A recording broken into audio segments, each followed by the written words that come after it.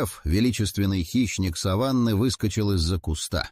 Его мускулы напряжены, а глаза горят жадным блеском. Внезапно он застыл, увидев массивного слона, мирно поедающего траву на расстоянии менее 100 метров.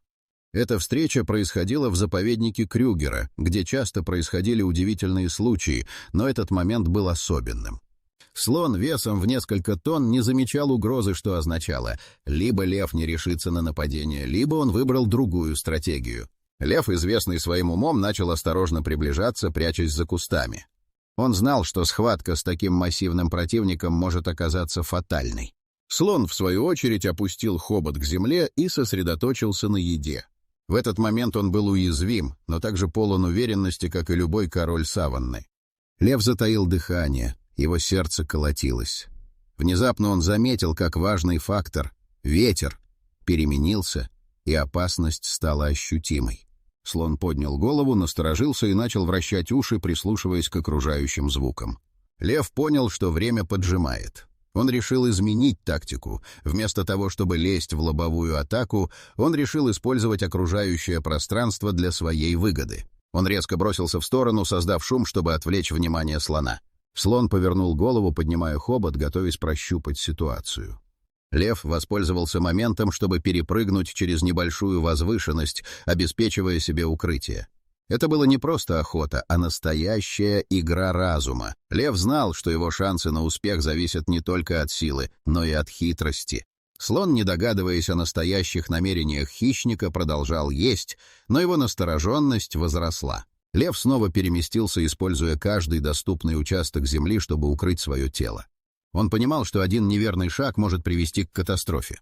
Обстановка накалялась. Слон, ощутив угрозу, начал подниматься на ноги. Его огромный силуэт внезапно стал более угрожающим. Лев замер, и в этот момент в воздухе повисла напряженность.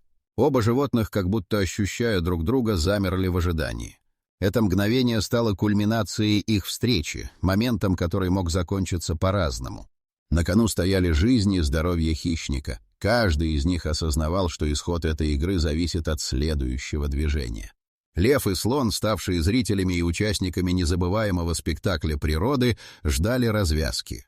В этом схватке не было места ошибкам, и оба они понимали это. Шторм над океаном нарастал, небо темнело, и в воздухе витал запах дождя. В это время на поверхности воды величественно плыл горбатый кит. Его длина достигала почти 15 метров, а вес превышал примерно 30 тонн. Каждое его движение было как танец, подчеркивающий грацию этого морского гиганта. Волнение океана не смущало его. Он продолжал плыть, как будто не замечая надвигающуюся бурю. Светило солнце, но вскоре его лучи скрылись за облаками, и ветер начал свирепствовать. На горизонте появились темные волны, вздымающиеся до небес.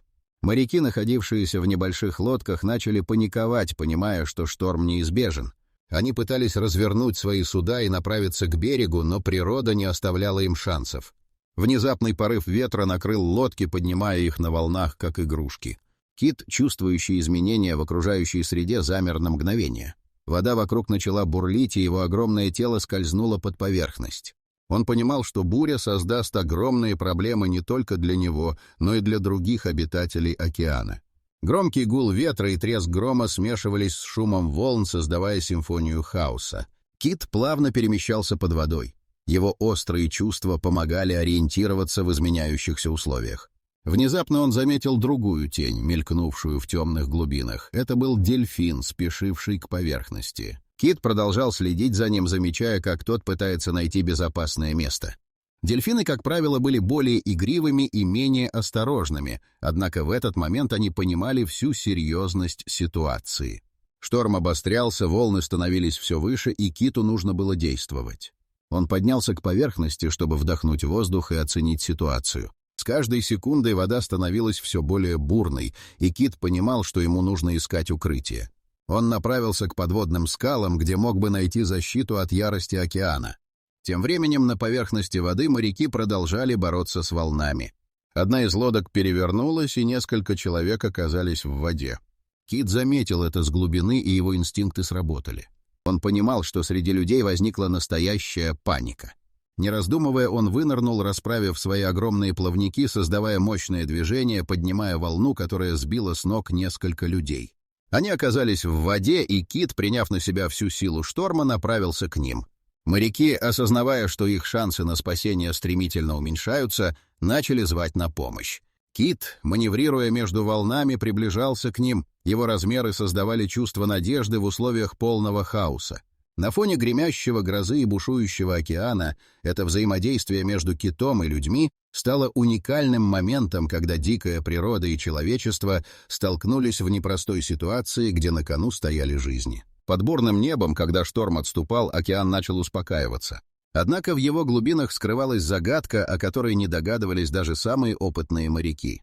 В темных водах на глубине более 1000 футов гигантский кальмар длиной около 14 метров медленно перемещался по своему подводному царству. Его щупальца, покрытые биолюминесцентными клетками, светились, создавая завораживающее зрелище. Кальмар был охотником, его острые чувства улавливали малейшие движения в воде. В этот момент он искал свою следующую жертву. Вдруг он почувствовал вибрации, исходящие от поверхности. Шторм оставил после себя множество трупов мелких рыб, и эта обильная еда привлекла внимание кальмара и других хищников. Сначала он не придавал этому значения, но вскоре осознал, что вокруг него собирается множество панических рыб, стремящихся к безопасности. На поверхности плавал кит, который только что пережил бурю и теперь искал пищу для восстановления сил. Он чувствовал вибрации из глубины и инстинктивно направился к ним. Кит знал, что подводный мир полон тайн, но в этот раз он не подозревал, что наткнется на одного из самых загадочных обитателей океана. Гигантский кальмар, почувствовав новое присутствие, насторожился. Он поднял свои щупальца, готовясь к защите. В этот момент между китом и кальмаром завязалась игра в прятки. Кит, понимая, что его шансы на нападение невелики, произвел резкие движения, чтобы привлечь внимание кальмара. Это заставило кальмара вынырнуть на поверхность, его щупальца заблестели в уходящем свете. Когда кальмар появился на поверхности, кит остановился. Это было необъяснимое зрелище. Щупальца кальмара двигались, как ветвящиеся деревья, отражая последние лучи света. Однако этот момент длился недолго, так как, заметив угрозу, кальмар начал быстро погружаться обратно в глубину. Кит, не желая упустить такую редкость, последовал за ним. Оба существа начали свое подводное путешествие в темные и холодные глубины океана. Их страх и любопытство переплетались, создавая уникальную ситуацию, когда два гиганта морских глубин, каждый со своей природой, объединялись в танце, полным рисков и неожиданностей. Тем временем в водах выше моряки, все еще в панике, искали пути к спасению. Они заметили, как волны вдруг вздымаются в том месте, где находился кит. Некоторые из них, осознав, что подводная жизнь не такая, какой они ее себе представляли, начали делиться рассказами о существе, которое могло быть гигантским кальмаром. Мифы о морских чудовищах вновь стали актуальными, когда их внимание привлекло затишье после шторма, поддерживая интригу о том, что еще может скрываться в недрах океана. В то время как кит и гигантский кальмар погружались в темные глубины, на поверхности океана царила совершенно другая атмосфера. Морская черепаха, величественное существо, плавало среди мелких волн, наслаждаясь моментом покоя после шторма. Ее панцирь, ярко-зеленый и покрытый водорослями, отражал солнечные лучи. Черепаха медленно двигалась к мелководью, где рифы предлагали укрытие и обилие пищи. Внезапно небо затянули черные облака, и свежий ветер принес новые волнения. Черепаха замедлила свои движения, прислушиваясь к окружающим звукам. На горизонте показалась группа дельфинов, быстро движущихся в ее направлении. Обычно дельфины играли и веселились, но сегодня их поведение выдавало настороженность. Несколько дельфинов резко остановились и начали издавать высокие звуки, указывая на опасность.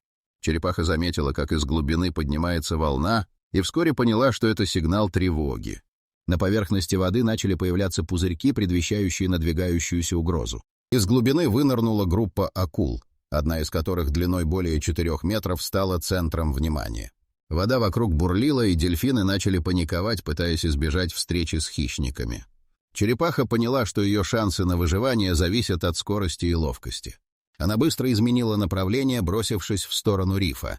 Дельфины, следуя ее примеру, начали нырять ниже, чтобы укрыться от опасности. В этот момент на поверхности возникли волны, создавая вихри, которые добавляли хаоса в ситуацию. Черепаха использовала свои навыки плавания, маневрируя между кораллами и камнями, чтобы остаться незамеченной. Внезапно одна из акул, заметив черепаху, рванула в ее сторону. Черепаха почувствовала приближающуюся угрозу и мгновенно погрузилась ниже, используя свои сильные ласты, чтобы изменить курс. Под водой ее глаза привыкли к темноте, и она увидела, как акула продолжает искать свою жертву, промахиваясь мимо. Осознавая, что время работает против нее, черепаха продолжала двигаться, прячась за подводными скалами. Волнение царило в океане, дельфины, не в силах справиться с угрозой, начали разбегаться в разные стороны. Черепаха использовала моменты затишья, чтобы оценить ситуацию. Внезапно одна из акул, не найдя добычи, ушла обратно в глубину, оставляя за собой лишь пузырьки. Это дало черепахе возможность выбраться на поверхность и вновь насладиться солнечными лучами. Но ее инстинкты подсказывали, опасность еще не миновала. На поверхности паника продолжалась, дельфины собирались в группы, пытаясь найти безопасное место. Черепаха наблюдала за происходящим, понимая, что опасность может вернуться в любой момент. Природа показала свою непредсказуемость, и каждое существо, включая ее, играло свою роль в этом бесконечном круговороте жизни и выживания.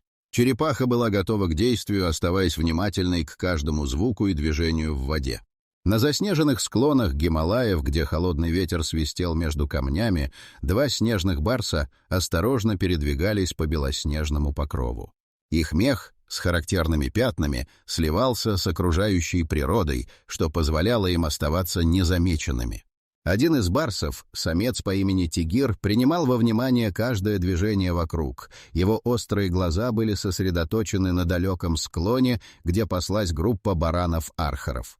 Тигир и его спутница, Луна, медленно прокрались ближе к добыче, используя возвышенности для маскировки.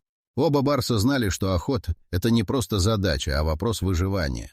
Местные условия становились все труднее, и пища становилась дефицитом. Тигр чувствовал нарастающее напряжение. Он не мог позволить себе ошибку. Внезапно один из архаров поднял голову и насторожился, почувствовав приближающуюся угрозу. Тигр моментально замер, наблюдая за реакцией стада. Луна тоже остановилась, готовясь к прыжку. Ветер внезапно изменил направление, и запах барсов достиг баранов. Стадо в панике разметалось в стороны, и их быстрые ноги оставили лишь следы на свежем снегу. Тигир, не желая упустить шанс, бросился вперед, следуя за одним из архаров, который отделился от группы. Он знал, что нужно действовать быстро и решительно. Луна следовала за ним, используя свои навыки охотника. Они оба знали, что с каждым мгновением шансы на успех уменьшаются. Бараны были быстры и ловки, и каждая ошибка могла стоить им еды на несколько дней. Архар, заметив опасность, увеличил скорость, уверенно преодолевая снежные склоны. Тигр и Луна слились в единое целое, работая в команде, чтобы окружить свою жертву. Барсы, используя свои способности к маневрированию, пытались заставить Архара сделать неверный шаг. Тигр прыгнул вперед, но Архар, заметив угрозу, резко изменил направление. Снег разлетелся под ногами барсов, но они не сдавались. Луна, заметив, что Архар устал, сделала рывок. Она быстро поднялась на обрыв, чтобы заблокировать путь к спасению. Тигир, увидев это, бросился в другую сторону, пытаясь отрезать выход. Ситуация накалялась, каждый из них понимал, что исход будет решаться в ближайшие секунды. Однако в этот момент на горизонте появились облака, предвещая бурю. Ветер усилился, и вскоре пошел снег, затрудняя видимость.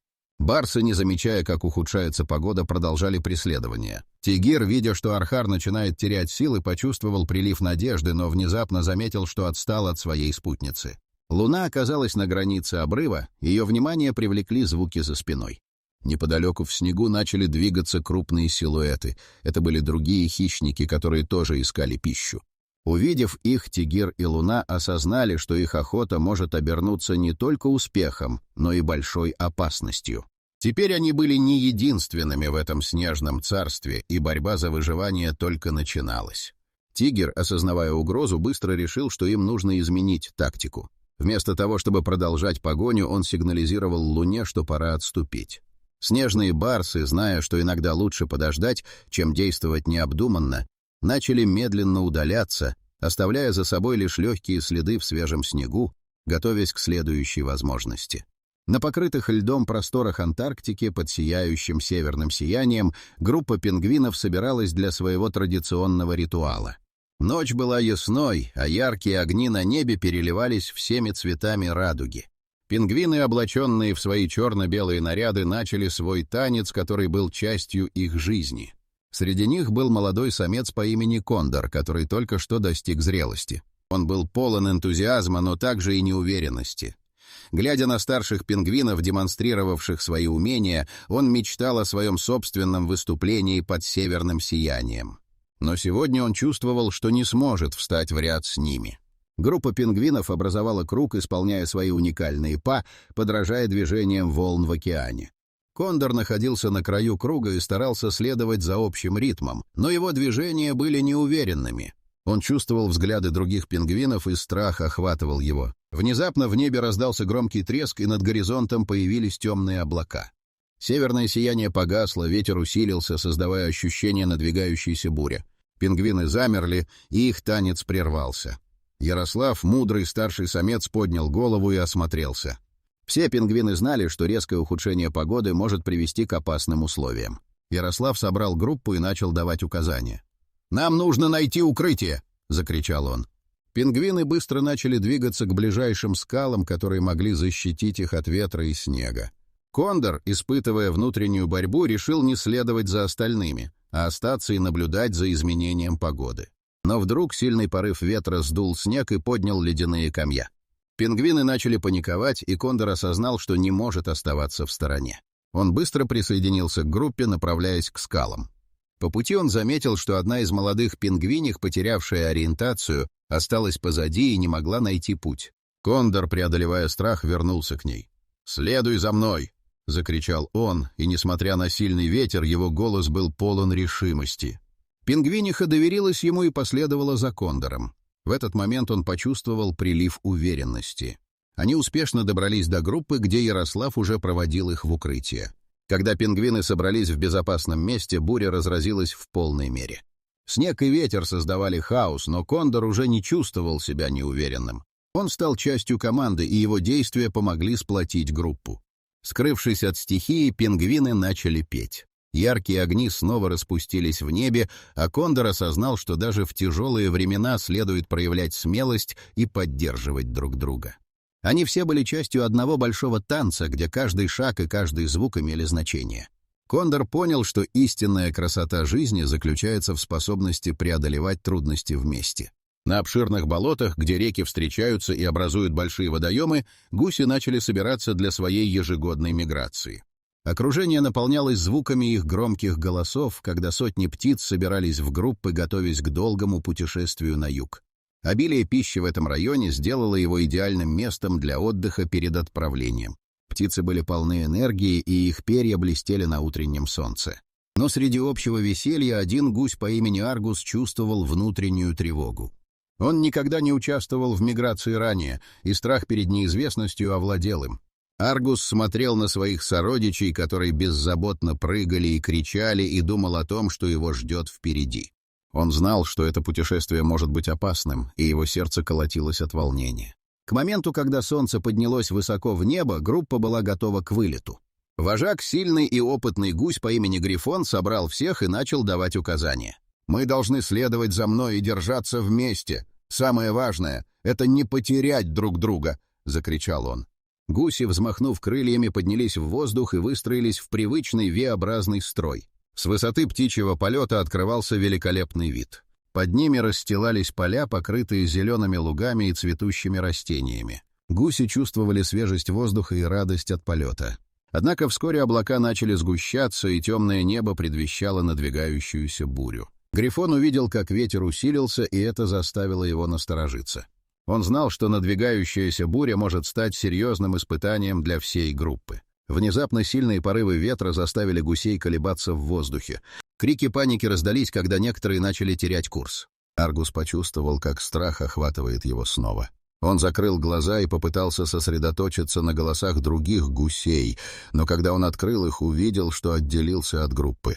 Его сердце забилось быстрее, и он понял, что стоит на грани потери связи с остальными. Грифон, заметив, что некоторые гуси начали отставать, закричал: «Держитесь вместе! Не теряйте друг друга из вида!» Но ветер стал еще сильнее, и гуси начали распадаться на группы. Аргус, пытаясь следовать к основному строю, заметил, как один из его сородичей, гусь по имени Ларис, запутался в сильном ветре и потерял ориентацию. Не раздумывая, Аргус направился к Ларису. «Следуй за мной!» — закричал он, стараясь перекрыть шум ветра. Они начали вместе бороться с порывами, пытаясь вернуться в строй. Грифон распорядился о развороте, чтобы сплотить группу, но мгновение колебания привело к тому, что Ларис вновь потерял равновесие. Понимая, что время уходит, Аргус взял на себя ответственность. Он, несмотря на страх, призвал все свои силы и начал вести Лариса в сторону группы. Ветер был неумолим, но они оба были полны решимости не сдаваться.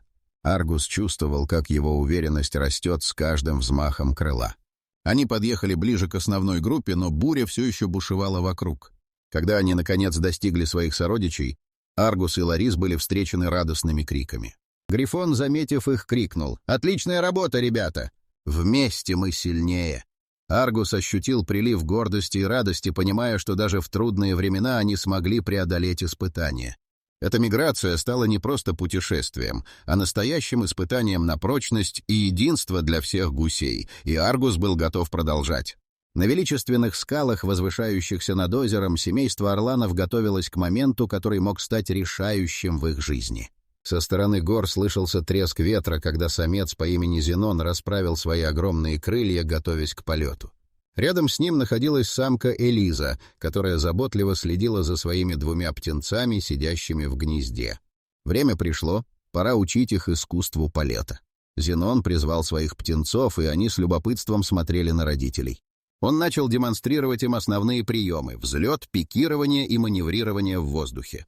Элиза, в свою очередь, подбадривала птенцов, подчеркивая важность их первого полета. Но напряжение нарастало, высоко в небе над ними кружила стая ястребов, которые могли представлять угрозу. Птенцы, не имея опыта, начали нервничать. Зенон перешел к более решительным действиям. «Вы должны использовать свои крылья, чтобы подняться выше!» «Не бойтесь!» — закричал он, поднимаясь в воздух. Птенцы, следуя за отцом, начали взлетать, но неуверенно. В этот момент один из ястребов заметил их и стремительно направился в их сторону. Зенон, заметив приближающуюся опасность, резко развернулся, чтобы защитить своих птенцов. Он издал громкий крик, пытаясь отпугнуть ястреба. Элиза следовала за ним, и птенцы, ощутив поддержку родителей, начали стремительно взмывать вверх. Ястреб, однако, не собирался отступать. Он стал упрямо атаковать, и напряжение достигло предела. В это время буря, разразившаяся в небе, создала дополнительные трудности. Ветер усилился, и поток воздуха стал порывистым. Птенцы, колеблясь, начали падать, теряя высоту. Зенон и Элиза бросились к ним, пытаясь поймать их.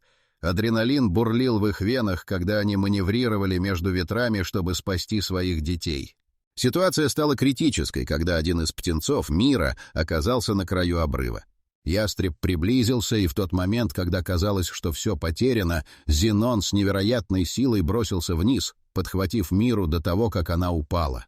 С его помощью птенец снова поднялся в воздух, но ястреб, не желая сдаваться, начал атаку с другой стороны. Элиза, осознав, что необходимо объединить усилия, крикнула: «Мы сильнее вместе!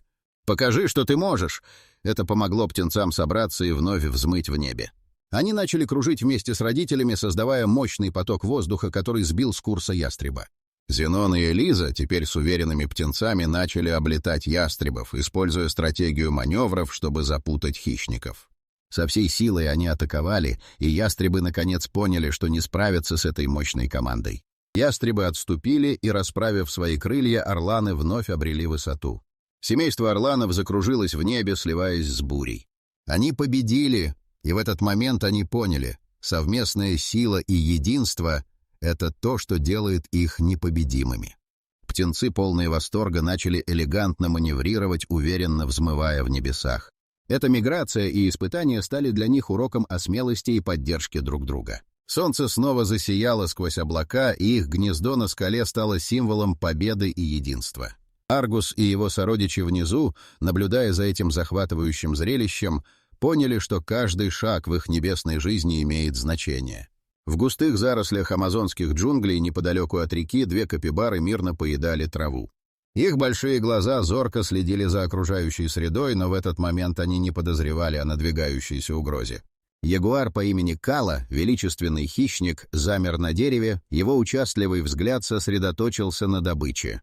Он знал, что атака должна быть быстрой и точной. Кала внимательно наблюдал за капибарами, его мускулы были напряжены. Он чувствовал, как сердце бьется в унисон с ритмом джунглей. Внезапно один из капибар поднял голову и насторожился. Ягуар, понимая, что его время истекает, спрыгнул с дерева, приземлившись бесшумно на землю. Его движения были настолько грациозными, что капибары не заметили опасности, пока не стало слишком поздно. Кала начал медленно приближаться, прячась за кустами и используя их как укрытие. Он ждал момента, когда капибары снова отвлекутся на еду. В этот момент его инстинкты управляли каждым движением. Он знал, что только один правильный шанс может привести к успеху. Неожиданно другая капибара, заметив движение в траве, воскликнула и встала на защиту. Кала, почувствовав, что время подошло, выскочил из-за укрытия, нацелившись на первую капибару. В этот момент в джунглях раздался мощный треск, когда он бросился в атаку. Капибары, осознав угрозу, бросились в стороны, но Кала был слишком быстрым. Он схватил одну из капибар своими мощными челюстями, и в этот момент вскрик испугал остальных животных в округе. Второй капибара, увидев, что ее подруга в опасности, попыталась вернуться, но Кала, используя свою силу и прирожденные навыки охотника, стремительно обратил внимание на нее. Капибара начала паниковать, но Кала не собирался отпускать свою добычу. Он бросился вперед, успех казался неотвратимым. Однако в этот момент неожиданно раздался громкий звук, привлекший внимание ягуара. С другого конца джунглей раздались крики обезьян, которые заметили его нападение. Кала на мгновение замер, понимая, что в джунглях его действия привлекли внимание других хищников. Он видел, как другие ягуары, наблюдающие с безопасного расстояния, начали приближаться. Это было опасное время, и Кала осознал, что ему нужно действовать быстро. Он решительно взял капибару и, не дожидаясь, бросился в кусты. В этот момент вторую капибару спасло то, что она смогла быстро нырнуть в воду, скрываясь от глаз ягуара. Вода бурлила, когда она стремительно плыла к противоположному берегу. Кала, все еще держа свою жертву, начал двигаться дальше, зная, что его время истекает. Вокруг начинала возникать паника, джунгли ожили звуками. Ягуары, решившие, что не стоит рисковать, начали возвращаться в свои укрытия. Ситуация могла обернуться по-разному. Кала осознал, что, несмотря на свою силу, ему нужно быть осторожным. Он проскользнул в тень, оставляя за собой лишь легкие следы на земле. Звуки джунглей постепенно утихли, и он почувствовал, что ему удалось спастись. Но в этот момент, когда он собирался отдохнуть, рядом раздались шаги. Кала замер, его инстинкты вновь активировались. Он должен был быть готов. Напряжение в воздухе достигло предела, когда он понял, что его охота может быть не окончена. Вокруг него развернулась настоящая драма жизни и смерти, и каждый шаг мог стать решающим. В укромном уголке амазонских джунглей среди густых зарослей и пышной растительности на свет появился редкий детеныш ягуара. Его мать Лая, сильная и заботливая самка, следила за каждым его движением. Этот момент был долгожданным, так как ягуары, находящиеся на грани исчезновения, нуждались в каждом новом поколении. Лая чувствовала, что это рождение стало не просто событием, а настоящим чудом природы, которое дало надежду на будущее. Детеныш с мягким и пушистым мехом пробуждался к жизни, осматриваясь вокруг с широко раскрытыми глазами. Лая нежно лизнула его, укрепляя связь и показывая, что он в безопасности. Этот момент был полон нежности и любви, но в то же время мать понимала, какие опасности подстерегают их в джунглях. Она должна была научить его выживать в этом сложном мире. Несмотря на радость от рождения, вокруг все еще витал дух опасности. В джунглях слышались звуки, отдаленные крики обезьян, шорохи в кустах и шепоты ветра. Лая знала, что ей нужно быть осторожной. Вокруг их логова могли бродить другие хищники, которые не прочь были бы посягнуть на ее детеныша. Прошло несколько дней, и забота о детеныше стала рутинной, но каждый новый день приносил новые испытания. Лая охотилась, чтобы принести пищу, и каждый раз возвращалась, спешив в логово, где ждало ее новое поколение. Она старалась избегать мест, где могли находиться другие ягуары, опасаясь, что конкуренты могут не только проникнуть в ее логово, но и угрожать ее детенышу. В один из дней, когда Лая вышла на охоту, детеныш остался один. Он начал исследовать окружающую территорию. Его азарт передвигался быстрее, чем страх. Увидев свет, пробивающийся сквозь листву, он отправился к нему, но не заметил, как оказался на грани обрыва. Лая вернулась в этот момент и, заметив это, мгновенно бросилась к нему. Она подбежала и ловко перехватила его лапами, спасая от падения. Этот момент стал ключевым для их отношений. Детеныш осознал, что его мать всегда будет рядом, готовая защитить его от всех опасностей. Лая начала учить его, как избегать угроз и как быть внимательным к окружающему миру, напоминая, что джунгли полны как чудес, так и опасностей. Она показывала ему, как охотиться, как прятаться от врагов и как находить пищу. Со временем детеныш становился все более уверенным и ловким. Его ошибки становились менее частыми, а уроки — более глубокими. Каждый новый день приносил ему новые знания и опыт. Несмотря на трудности, этот детеныш, выживая в условиях дикой природы, стал символом надежды для ягуаров. Лая понимала, что ее усилия не напрасны. Рождение этого детеныша означало не только продолжение их рода, но и новый виток в борьбе за выживание этого удивительного вида. В джунглях, где жизнь постоянно подвергается испытаниям, чудеса природы продолжают происходить, и каждое новое поколение ягуаров — это шаг к восстановлению их популяции.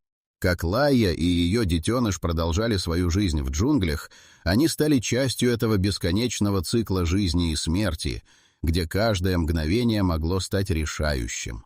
Но они были готовы полной уверенности и силы, чтобы справиться с вызовами, которые им приготовила природа.